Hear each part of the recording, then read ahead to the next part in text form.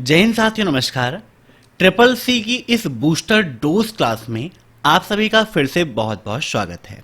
जी हाँ दोस्तों, यहाँ पर ट्रिपल सी एग्जामिनेशन की पूरी बूस्टर डोज आप सभी को मिलने वाली है। तो जिनका भी ट्रिपल सी का एग्जाम है वह इस क्लास को लास्ट तक जरूर अटेंड करें। साथ ही साथ ट्रिपल सी के मॉक टेस्ट के लिए विजिट कर लीजिएगा abhayexcel.com। यहां पर आपको ट्रिपल सी का कंप्लीट मॉक टेस्ट मिल जाएगा, जहां पर हिंदी और इंग्लिश दोनों लैंग्वेज में आप अपने मॉक टेस्ट दे सकते हैं। यहां पर व्यू ऑल कैटेगरी पर क्लिक करके आप ट्रिपल सी का कंप्लीट 50 क्वेश्चन का मॉक टेस्ट और 100 क्वेश्चन का मॉक टेस्ट भी दे सकते हैं। तो एक बार विजिट आप जरूर करिएगा। साथ ही साथ ट्रिपल सी एग्जाम के लिए हमने एक कंप्लीट महामैथन क्लास कराई है, उस क्लास को आप जरूर देख लीजिएगा। कई लोगों ने इसकी नकल भी की है, लेकिन आप सभी जानते हैं नकल हमेशा होती है, बराबरी कभी नहीं। इसीलिए वह कंप्लीट क्लास आप जरूर देखिएगा, बहुत ज़्यादा आपके लिए इंपॉर्टेंट है। और एग्जाम में लिब्रे ऑफिस के भी काफ़ी सारे क्वेश्चन पूछे जाते हैं, इसीलिए हमने लिब्रे ऑफिस की भी कंप्लीट महामैथन क्लास कराई है। उस क्लास को भी आप अटेंड कर लीजिएगा। और जिन्हें भी ई बुक की आवश्यकता है, हमने ट्रिपल सी की बेस्ट ई बुक की लिंक वीडियो के नीचे दे रखा है। इसके अलावा वेबसाइट को विजिट करके यहां से भी आप ई बुक को डाउनलोड कर सकते हैं। तो टाइम वेस्ट न करते हुए चलिए शुरू करते हैं आज की ये क्लास, क्योंकि सीधी बात नो बकवास, यही है अभय एक्सेल की क्लास। Let's begin in this topic.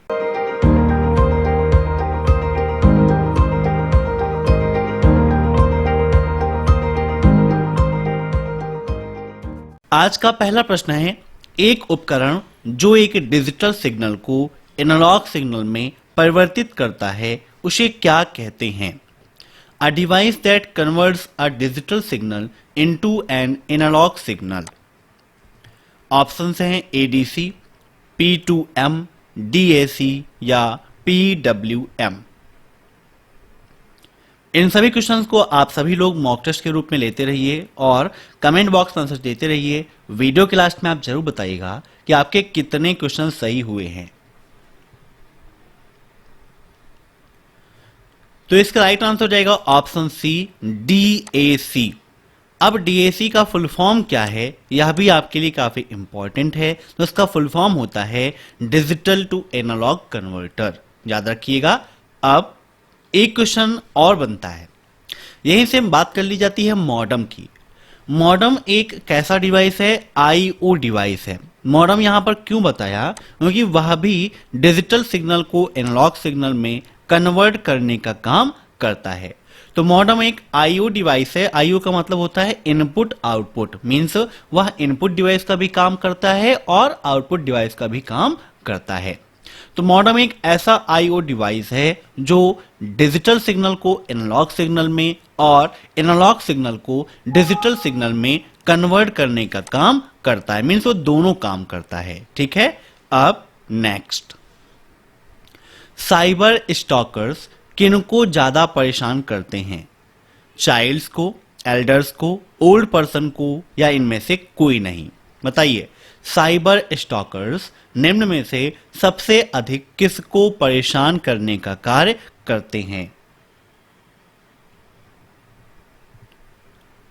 तो इसका राइट आंसर हो जाएगा ऑप्शन फर्स्ट, चाइल्ड को ज्यादा परेशान करने का काम करते हैं। अब नेक्स्ट, एनालॉग सर्किट आवाज और वास्तविक समय डेटा के प्रसारण के लिए उपयुक्त सर्किट है। Are analog circuits suitable circuits for voice and real-time data transmission? True या false? जैसे आप देखें ना, मूवी वगैरह देखते हैं, बहुत सारी मूवी ऐसी हैं जिसमें वॉइस पहले आ गई और रिएक्शंस बाद में हो रहे हैं, या रिएक्शंस पहले आ गया फिर वॉइस बाद में हो रहा है। तो ये क्या सुटेबल है? बिल्कुल भी सुटेबल नहीं है। तो यहां पर उसी से संबंधित बात की गई है कि क्या एनालॉग सर्किट आवाज और वास्तविक समय डेटा के प्रसारण के लिए उपयुक्त मीन्स सुटेबल सर्किट है। तो यह बिल्कुल आपका फॉल्स है, ऑप्शन बी इज राइट। अब next, Windows is an example. Windows निम्न में से किसका एग्जाम्पल है? Application software, system architecture, operating system software या प्लेटफॉर्म सॉफ्टवेयर? बताइए, विंडोज निम्न में से किसका एग्जाम्पल है? विंडोज का लेटेस्ट वर्जन कौन सा है, यह भी आपको जानना चाहिए, क्योंकि आपके एग्जाम में इससे संबंधित भी कई सारे क्वेश्चंस पूछे जाते हैं। तो विंडोज लॉन्च हुआ था, मींस माइक्रोसॉफ्ट विंडोज लॉन्च हुआ था नवंबर, या फिर ये कहें हम कि 20 नवंबर सन 1985 में, 1985, ठीक है ना, 20 नवंबर 1985 में ये रिलीज हुआ था माइक्रोसॉफ्ट विंडोज। विंडोज का लेटेस्ट वर्जन कौन सा है? तो विंडोज 11 है, जिसका उपयोग प्रेजेंट टाइम पर हम कर रहे हैं। और ये है क्या? आपका ऑपरेटिंग सिस्टम है, ठीक है ना, एक proprietor graphical operating system software है विंडोज, याद रखिएगा, काफी इंपॉर्टेंट है। इसके पहले हमारा जो वर्जन था विंडोज 10 था, उसके पहले हमने उपयोग किया था, जो काफी ज्यादा सक्सेस हुआ था, विंडोज 7 था, जो विंडोज ने अब फिलहाल बंद कर दिया है, ठीक है, याद रखिएगा। अब एक क्वेश्चन और बनता है कि विंडोज कितने लैंग्वेज में अवेलेबल है? तो विंडोज 110 भाषाओं में अवेलेबल है। कितने भाषाओं में? 110 भाषाओं में। अब नेक्स्ट, NEGP का सबसे सफल प्रोजेक्ट कौन सा है? बताइए, NEGP का सबसे सफल प्रोजेक्ट कौन सा है? अब NEGP क्या है आपको यह भी पता होना चाहिए। ऑप्शन हैं इसके: mission mode project, MMP, passport सेवा प्रोजेक्ट, PSP, A और B दोनों, या इनमें से कोई नहीं। तो NEGP का फुल फॉर्म होता है नेशनल ई गवर्नेंस प्लान। क्या होता है? The national e governance plan. तो इसका राइट आंसर हो जाएगा ऑप्शन बी, पासपोर्ट सेवा project, PSP national e governance plan का सबसे सफल प्रोजेक्ट है। अब नेक्स्ट, क्या एक हैचिंग पैटर्न बना या उसे एडिट किया जा सकता है?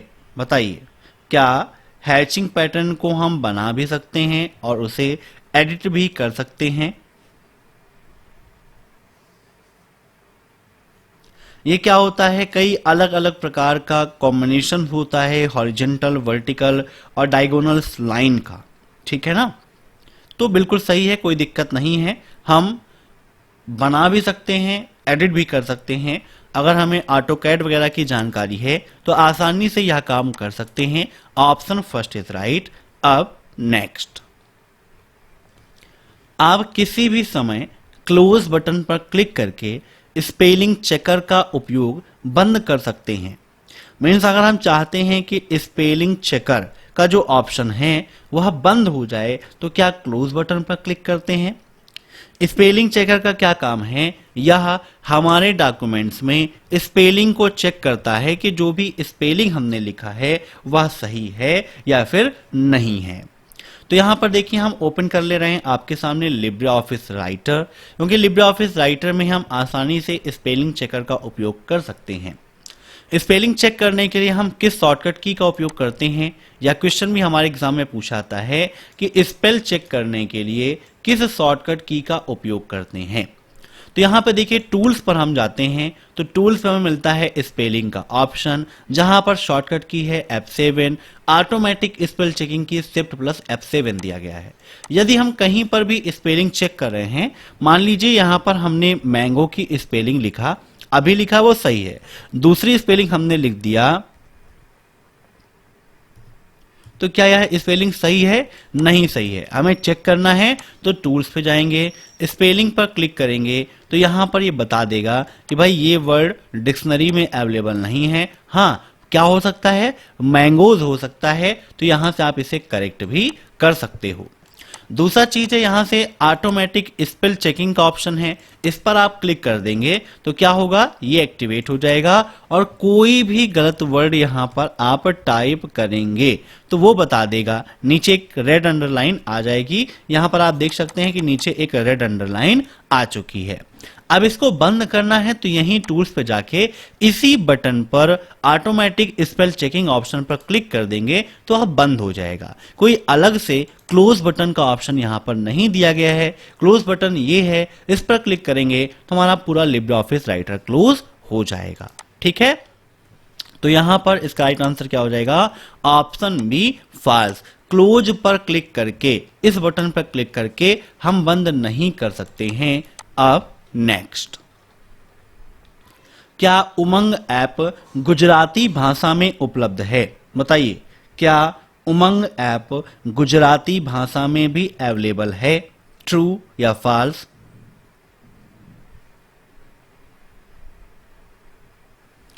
फटाफट बताइए क्या होगा इसका राइट आंसर।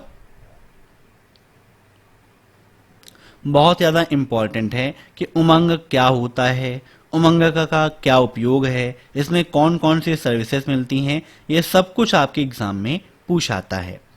उमंग का फुल फॉर्म होता है the unified mobile application for new age governance. क्या होता है? The unified mobile application for new age governance. वर्तमान समय में यह 13 लैंग्वेज में अवेलेबल है। कितनी लैंग्वेज में अवेलेबल है? 13 लैंग्वेज में अवेलेबल है, और उन 13 लैंग्वेज में गुजराती भाषा भी है। और उमंग ऐप कब लॉन्च किया गया? नोट कर लीजिएगा, उमंग ऐप कब लॉन्च किया गया? तो नवंबर 2017 में उमंग ऐप को लॉन्च किया गया था, याद रखिएगा। अब एक क्वेश्चन ये पूछता है कि उमंग किसके द्वारा लॉन्च किया गया, मीन्स किस मंत्रालय के द्वारा उमंग को लॉन्च किया गया था? तो यह ministry of electronics and information technology, किसके द्वारा? शॉर्टकट में इसको बोलते हैं MEITY, ministry of electronics and information technology के द्वारा उमंग ऐप को लॉन्च किया गया था। याद रखिएगा, बहुत ज्यादा इंपॉर्टेंट है। अब यहां पर इसका राइट आंसर क्या हो जाएगा? ऑप्शन फर्स्ट ट्रू, क्योंकि गुजराती भाषा में भी अवेलेबल है। अब नेक्स्ट, डॉट डॉट डॉट कच्चे तथ्यों का प्रतिनिधित्व करता है, जबकि डॉट डॉट डॉट सार्थक बनाया गया डाटा है। मीन्स निम्न में से ऐसा कौन है जो रॉ फैक्ट को रिप्रेजेंट करता है, और जबकि जो दूसरा है वो क्या है? आपका एक सार्थक मीनिंगफुल डेटा क्रिएट करता है। डेटा इंफॉर्मेशन, सूचना रिपोर्टिंग, रिकॉर्ड बाइट्स, सूचना बिट्स। बताइए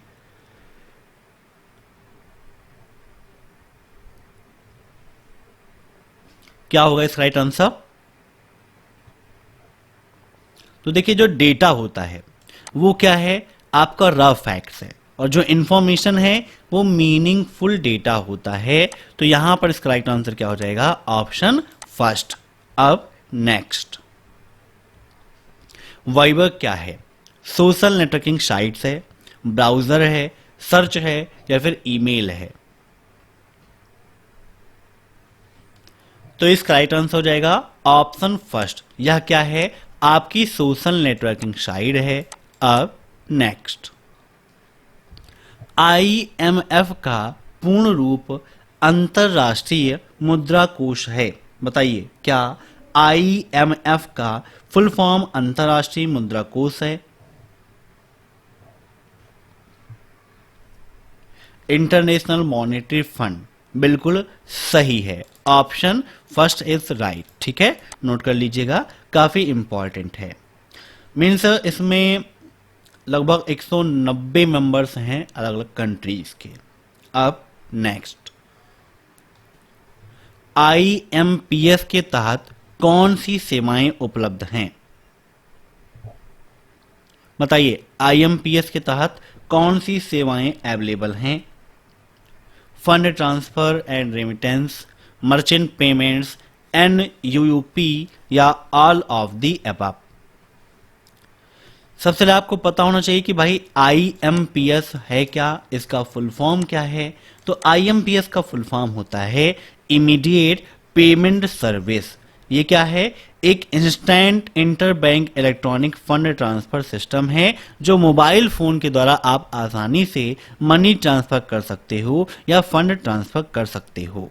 ठीक है, तो इस तरह आप फंड ट्रांसफर भी कर सकते हैं, मर्चेंट पेमेंट्स भी कर सकते हैं और ये फीचर्स भी आपको मिलता है। तो राइट आंसर क्या हो जाएगा? Option D, all of the above. IMPS कब लॉन्च किया गया? यह भी आपके लिए इंपॉर्टेंट है, एग्जाम में पूछता है कि आईएमपीएस कब लॉन्च किया गया। तो फटाफट कमेंट करके बताइए सभी लोग कि आईएमपीएस कब लॉन्च किया गया। दूसरा है एनयूयूपी का फुल फॉर्म क्या है? तो इसका फुल फॉर्म होता है नेशनल यूनिफाइड यूएसएसडी प्लेटफॉर्म। क्या होता है? National unified USSD platform. Note कर लीजिएगा। अब यूएसएसडी का फुल फॉर्म इसमें दिया गया है बीच में, तो इसका क्या हो जाएगा? Unstructured supplementary service data. और बाकी इसका फुल फॉर्म क्या है? नेशनल, यहां पे नोट डाउन कर देते हैं, नेशनल यूनिफाइड यूएसएसडी प्लेटफॉर्म। ठीक, नोट कर लीजिएगा। अब next, 3D object command status bar में पाई जाती है। क्या 3D object command status bar में पाई जाती है? तो बिल्कुल सही है, ऑप्शन फर्स्ट इज राइट। अब नेक्स्ट, अधिकतम राशि का चेक क्या है? 100 करोड़ रुपए, या फिर यहां पर अमाउंट जो लिखा हुआ है काफी बड़ा अमाउंट है, वो अमाउंट, कोई सीमा नहीं, या उपर्युक्त में से कोई सीमा नहीं है, या उपर्युक्त में से कोई नहीं। तो इसका राइट आंसर हो जाएगा ऑप्शन सी, कोई सीमा नहीं। अब next, the full name of HMD is head mountain display. क्या HMD का पूर्ण रूप हेड माउंटेन डिस्प्ले होता है? तो यह बिल्कुल आपका सही है, ऑप्शन फर्स्ट इज राइट, इसका फुल फॉर्म यही है। अब नेक्स्ट, ISO द्वारा सर्टिफाइड भारत का पहला बैंक कौन सा है? Canara bank, Andhra bank, UCO bank या आरबीआई? ऐसा कौन सा बैंक है जो ISO द्वारा सर्टिफाइड है? तो भारत का पहला बैंक ऐसा है Canara bank, option first is right. अब नेक्स्ट, किसी भी प्रोग्राम की टाइटल बार को हाइड किया जा सकता है। Can the title bar of any program be hidden? True या फॉल्स?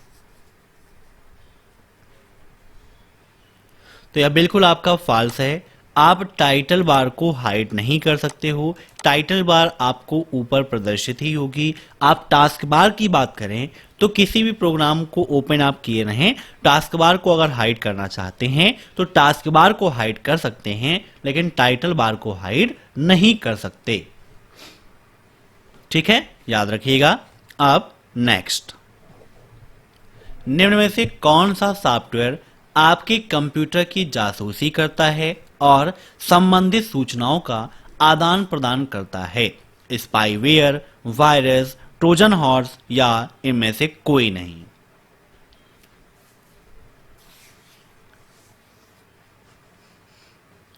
कंप्यूटर की जासूसी मीन्स हम कंप्यूटर में क्या कर रहे हैं, कैसे कर रहे हैं, हमारा डेटा कहाँ कहाँ स्टोर है, कौन सी वेबसाइट को एक्सेस कर सकते हैं, इन सभी चीज़ों की जासूसी करने का काम करता है स्पाईवेयर। ठीक है ना, ऑप्शन फर्स्ट इज राइट। अब नेक्स्ट, 100 रुपए और 200 रुपए के नोट का आयाम एक समान होता है? बताइए, क्या 100 रुपए और 200 रुपए के नोट का आयाम एक होता है? ट्रू या फॉल्स? तो यहां पर यह बिल्कुल आपका गलत है, क्योंकि देखिए जब 100 रुपए और 200 रुपए दोनों अलग अलग हैं, है ना, मीन्स दोनों की वैल्यू अलग अलग है, तो यहां पर फिर उनका डायमेंशन सेम कहां हो सकता है? तो ये बिल्कुल आपका गलत है, क्योंकि दोनों का डायमेंशन अलग अलग होता है। ये बिल्कुल फॉल्स है। अगर पूछता है कि 100 रुपए का डायमेंशन क्या है ना, या 200 रुपए का डायमेंशन क्या है, तो वह भी आपको पता होना चाहिए, है ना। तो 100 रुपए की जो नोट है वो कितना है? 140 मल्टीप्लाई 66 mm स्क्वायर। कितना? 140 मल्टीप्लाई 66 mm स्क्वायर 100 रुपए नोट का साइज है। अब next, when was the term of IoT first coined? IoT सबसे पहले कब लॉन्च हुआ, कब खोज हुई उसकी? 1998 में, 1999 में, 2000 में या 2001 में? आईओटी का फुल फॉर्म क्या है, यह भी आपके लिए काफी इंपॉर्टेंट है। तो आईओटी का फुल फॉर्म होता है इंटरनेट ऑफ थिंग्स, और सबसे पहले इसकी शुरुआत, इसकी खोज हुई थी 1999 में। अब नेक्स्ट, इम्प्रेस में किसी स्लाइड का लेआउट हो सकता है title only, title content, title comma four content या ऑल ऑफ दिस। तो यहां से हम ओपन कर लेते हैं लिब्रे ऑफिस इम्प्रेस को, और इम्प्रेस में दिखाते हैं कि वहां पर कौन कौन से ऑप्शन आपको अवेलेबल मिलेंगे। तो यहां पर लिब्रे ऑफिस इम्प्रेस हमारा ओपन हो गया है। अब लिब्रे ऑफिस इम्प्रेस के अंतर्गत टूल्स में जाते हैं तो यहां पर बहुत सारे ऑप्शंस आपको मिलते हैं, ऐसे ही स्लाइड्सों में, स्लाइड में। अब स्लाइड में आप जाते हैं लेआउट में, तो यहां पर देखिए आपको मिलता है blank slide, title only, title slide, title content, centre text, title and two content, ऐसे ही title comma four content, title comma six content. तो इसको आप स्क्रीनशॉट ले लीजिएगा, क्योंकि ये एग्जाम के लिए काफी इंपॉर्टेंट है। इसमें से कोई भी ऑप्शन वहां पर दे सकता है। तो यहां पर हमारा ऑप्शन था टाइटल ओनली, ये भी है, टाइटल कंटेंट भी है, और टाइटल फोर कंटेंट भी वहां पर अवेलेबल है। तो इसका राइट आंसर क्या हो जाएगा? All of these. और लेआउट का ऑप्शन कहां मिलता है? तो फॉर्मेट मेनू के अंतर्गत नहीं मिलता, स्लाइड मेनू में आप जाएंगे तो स्लाइड मेनू में यहां पर दिया गया है लेआउट का ऑप्शन, यहां से आपको लेआउट में ये ऑप्शंस मिल जाएंगे। ठीक है। अब नेक्स्ट, फ्री सॉफ्टवेयर फाउंडेशन के फाउंडर रिचर्ड स्टॉलमैन हैं। बताइए, क्या फ्री सॉफ्टवेयर फाउंडेशन के फाउंडर रिचर्ड स्टॉलमैन हैं?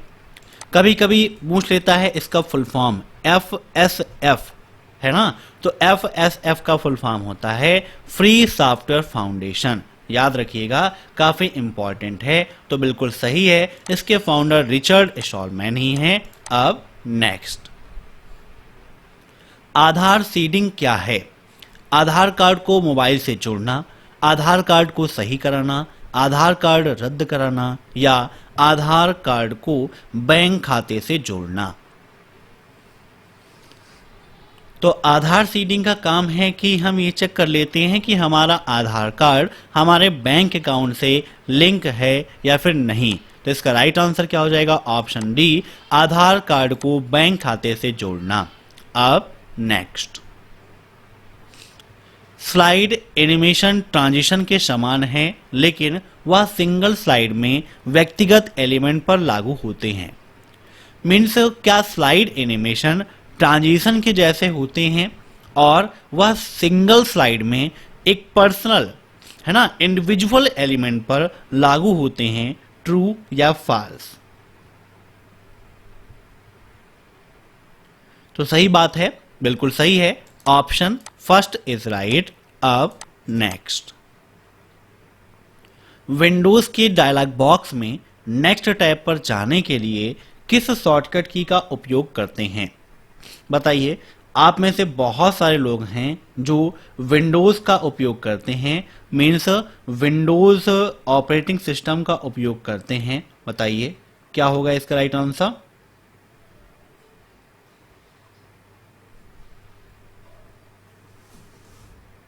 ऑप्शंस हैं alt plus tab, control plus tab, shift plus tab या control plus shift plus tab.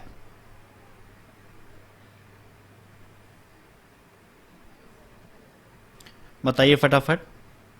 तो देखिए यहां पर जब आप कंट्रोल के साथ में टैब प्रेस करेंगे तो आप नेक्स्ट टैब पर जाने के लिए हो जाएंगे, कंट्रोल प्लस टैब, याद रखिएगा। ठीक है, तो यहां पर राइट आंसर ऑप्शन बी। अब नेक्स्ट, इसके अलावा अगर आप मूव करना चाहते हैं तो कंट्रोल प्लस से प्लस टैब का उपयोग भी कर सकते हैं लेफ्ट साइड के लिए, और कंट्रोल टैब का आप राइट साइड के लिए कर सकते हो। तो यहाँ पर नेक्स्ट टैब पर जाने के लिए बोला है, तो यहाँ पर एक ऑप्शन होना चाहिए A, B एंड D का। क्योंकि कंट्रोल प्लस टैब के द्वारा आप राइट साइड में करोगे। किस साइड में करोगे? राइट साइड में। और कंट्रोल शिफ्ट और टैब करके आप क्या होगा? लेफ्ट साइड पर मूव करोगे। अब next, the presentation programme is include in Libre office. क्या लिब्रे ऑफिस में प्रेजेंटेशन प्रोग्राम इंक्लूड है? तो बिल्कुल सही है, इंक्लूड है, इम्प्रेस के नाम से इंक्लूड है। अब next, with cloud computing dot dot dot you can access the information. Cloud computing के द्वारा आप जानकारी तक पहुंच सकते हैं। निम्न में से किसके माध्यम से? डेस्कटॉप के माध्यम से, स्मार्टफोन के माध्यम से, वीडियो गेम सिस्टम के माध्यम से, या ऑल ऑफ दिस?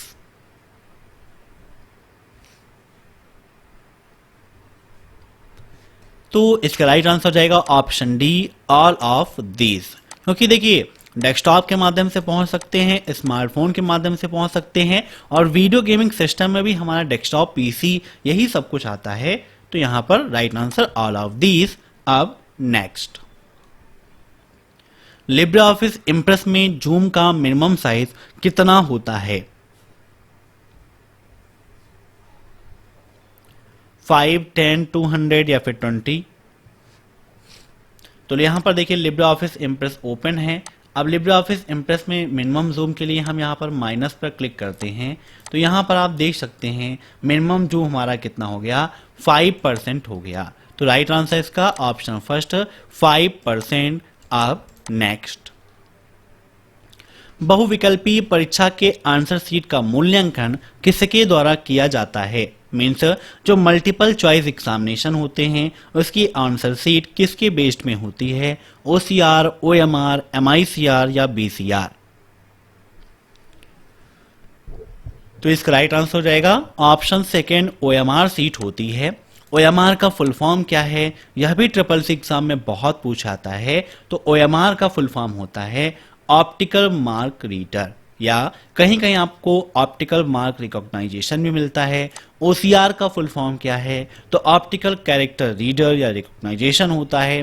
ऐसे ही MICR का फुल फॉर्म क्या होता है? यह भी ट्रिपल सी एग्जाम में काफी पूछता है। तो MICR का full form magnetic ink character reader होता है, और BCR का full form bar code reader होता है। नोट कर लीजिएगा। अब नेक्स्ट, QR कोड कितने प्रकार के होते हैं? 1, 2, 3, 4? बताइए, QR कोड कितने प्रकार के होते हैं? QR का फुल फॉर्म क्या है? यह भी आपके लिए काफी इंपॉर्टेंट है, एग्जाम में काफी पूछा जाता है। तो QR का फुल फॉर्म होता है क्विक रिस्पॉन्स कोड। क्या होता है? क्विक रिस्पॉन्स कोड, याद रखिएगा। और यहां पर इसका राइट आंसर हो जाएगा ऑप्शन बी, 2। QR कोड 2 प्रकार के होते हैं, स्टैटिक और डायनेमिक। अब नेक्स्ट, IRCTC द्वारा इंटरनेट टिकटिंग ऑपरेशन किस तारीख को शुरू किया गया था? IRCTC, जिसके माध्यम से आप सभी लोग क्या है, ऑनलाइन टिकट बुक कर सकते हो, रेलवे से संबंधित कोई भी इंफॉर्मेशन प्राप्त कर सकते हो। तो यहां पर पूछा गया है कि इंटरनेट टिकटिंग ऑपरेशन कब से शुरू किया गया? जुलाई 3, 2002, 3 अगस्त 2002, 5 दिसंबर 2005 या 3 फरवरी 2002? तो इसका राइट आंसर हो जाएगा ऑप्शन बी, 3 अगस्त 2002 को यह लॉन्च किया गया था। Option B is right. तो आज की क्लास में बस इतने ही क्वेश्चंस। मैं आशा करता हूं कि आज की यह क्लास आपको पसंद आई होगी। दोस्तों, अगर आपको यह क्लास पसंद आई हो तो आप वीडियो को लाइक जरूर करिएगा, और कमेंट बॉक्स में अपना प्यारा सा सुझाव जरूर दीजिएगा।